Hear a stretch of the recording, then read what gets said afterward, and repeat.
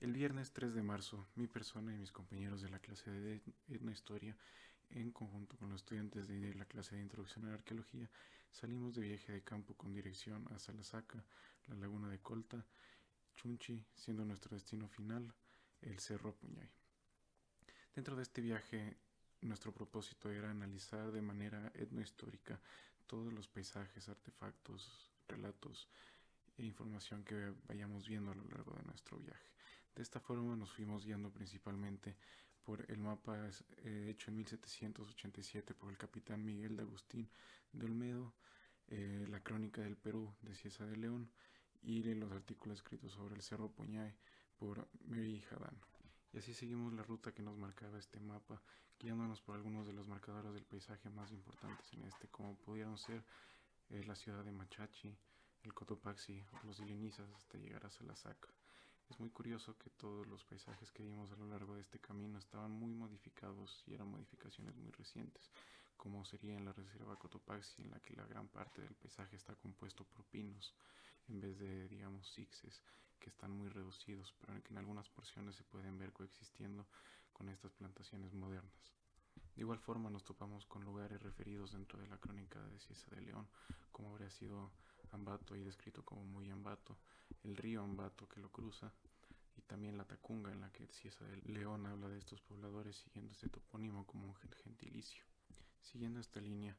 llegamos a Salasaca, donde Andrés Jerez, Liliana Narváez, Vilma Jerez,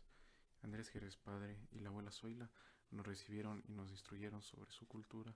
el trabajo que hacen dentro de este taller y la historia de este lugar. Aunque nos ubicamos en Salasaca, Andrés nos indicó que la comunidad se llama Chicacama. Sobre sus ancestros, Andrés nos indicó que dentro de la cultura salasaca hay remanentes culturales muy diversos que van desde los panzaleo, los uruáes, hasta rasgos iconográficos que pueden ser trazados a culturas de Perú, como serían los mochos, los nazca, otros que son aymara. Todo esto, todo esto cobra sentido cuando pensamos en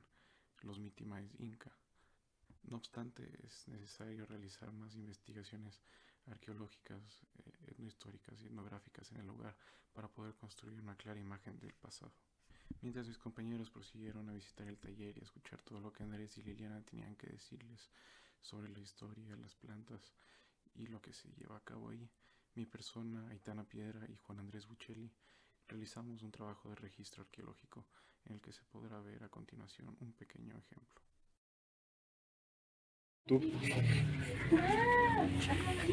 Hicimos el registro de algunas vasijas cerámicas que tienen aquí en el taller de Curindi, en el taller de Andrés Jerez y Andrés Jerez Padre. Tenemos cerámica purúa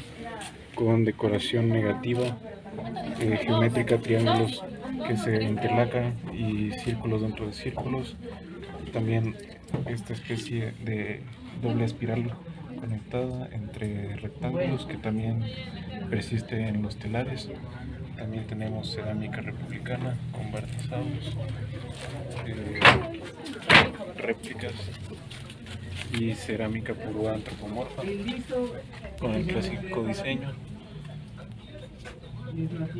cerámica más utilitaria y cerámica trípode.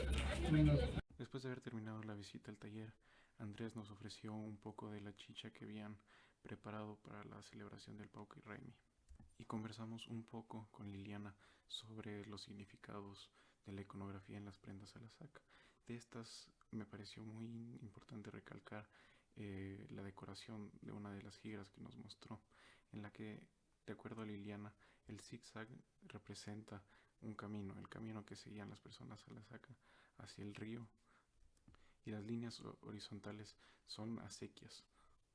de tal forma que esta gira también actúa como un mapa. Esta historia también tenía una conjunción histórica, pues Liliana mencionó que durante la época de la colonia el hacendado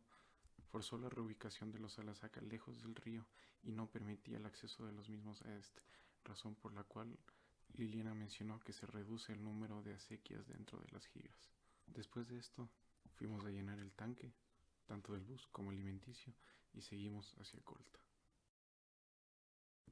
Dentro de esta porción del viaje, lo que más me llamó la atención fue la conjunción entre los paisajes arqueológicos y los paisajes contemporáneos, y por esto citaré una porción del capítulo 41 de la Crónica del Perú de Cieza de León, y dice: luego están 3 leguas de allí los suntuosos aposentos de Mocha, tantos y tan grandes que yo me espanté de los ver, pero yo, como los reyes ingas perdieron su territorio, todos los palacios y aposentos con otras grandes suyas se han arruinado y parado tales, que no se ven más de las terrazas y algunas partes de los edificios de ellos, que como fuesen obrados de linda piedra y de obra muy prima, durarán grandes tiempos y edades estas memorias, sin se acaba de gastar. Y así fue que, llegando a Colta, nos encontramos que casi todas las laderas tenían terrazas.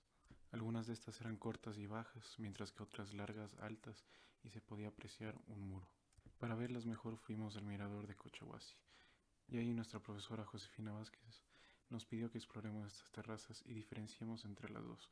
pues las primeras, las cortas y bajas, están asociadas con los movimientos evangélicos que se instauraron dentro de esta región, mientras que las altas, largas y con paredes de Cangagua están asociados a la conquista incaica. En la inmediatez del mirador, la mayoría de las terrazas pertenecían a las primeras.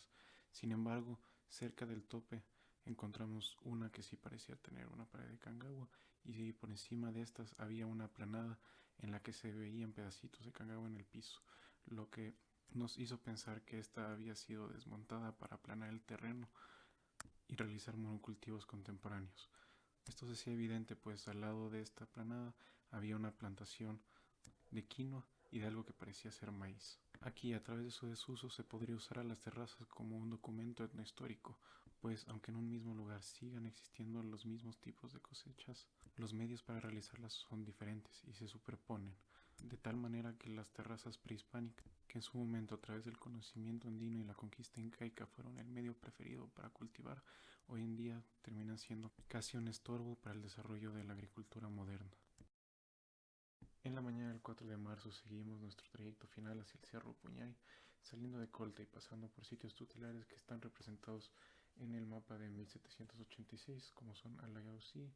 Tixán. Pero refiriéndonos específicamente al Cerro Puñay, en el mapa, en el punto 41, se lo llama Cerro de Pilla y se lo describe como una subida imposible.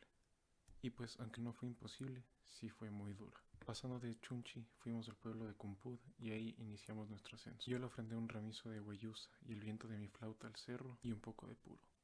La subida nos tardó aproximadamente 2 horas y media. Y aunque no pudimos apreciar las terrazas descritas en el artículo de Merijadán, ni apreciar en su enteridad la construcción escalonada de la cima del cerro, así como todas las tolas que lo componen, sí podemos apreciar la vegetación inmediatamente aparente durante nuestro ascenso. Esta estaba compuesta por especies introducidas como la palma y otras locales y diagnósticas para actividades humanas como los carrizos de Guadúa. Y ya pasada la piedra del sacrificio pudimos apreciar algunas de las transformaciones antrópicas que menciona Merijadán, pues vimos muchas esplanadas con rampas y taludes que conectaban secuencias como la descrita previamente, lo que a la distancia da la apariencia de una pirámide. Y adicionalmente, en la cima de la última tola previa al campamento encontramos 2 cuerpos cerámicos, uno un borde rojo que parece purúa y el otro un cuerpo no diagnóstico, pero que, basándonos en la información provista por Merijadán,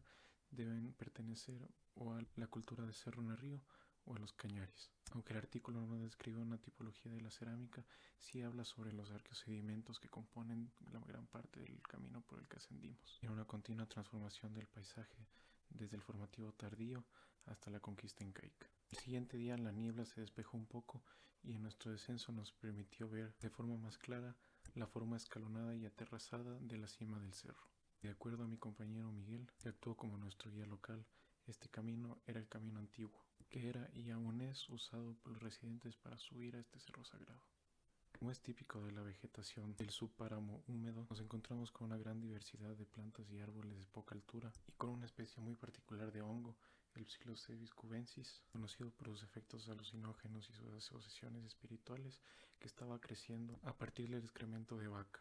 una especie introducida dentro de la colonia. Finalizando nuestro trayecto, llegamos al Baño del Inca, también llamado el Baño de la Princesa Pacha. cual se encuentra muy deteriorado, pero que a primera vista mantiene la estructura como de un tambo, con porciones similares del Inca imperial y con otras muy parecidas a las estructuras incas que se ven más al norte, en las que las rocas están apiladas sin tanto detalle. Y aunque la mayoría de la estructura fue desmontada y la mayoría de las piedras fueron llevadas a la escuela cercana, todavía hay algunas piedras talladas en las que se puede ver el canalete que llevaba el agua, la estructura, y otras con círculos tallados en la mitad, cuya función desconozco, y otra cercana a la vertiente de agua con varios círculos, sobre la cual Miguel y un poblador local, cuyo nombre no alcancé a preguntar, dicen que era una piedra para ofrendas. Finalmente, también me es importante mencionar que contraintuitivamente el Cerro Puñay, a pesar de ser un espacio alto con vegetación baja que sería propicio para la amplificación del sonido, no lo es. Al hacer sonar mi churro dentro de la cima, el sonido de este se vio inmediatamente ahogado, por razones que desconozco, pero que me hacen pensar en cuál pudo haber sido la función acústica del cerro, o si existió alguna. Así fue como el 5 de marzo finalizamos nuestro viaje, sabiendo que tanto los documentos escritos como los mapas, como las personas, como las plantas, los animales, las piedras y los cerros, los ríos, tienen muchas historias que contarnos.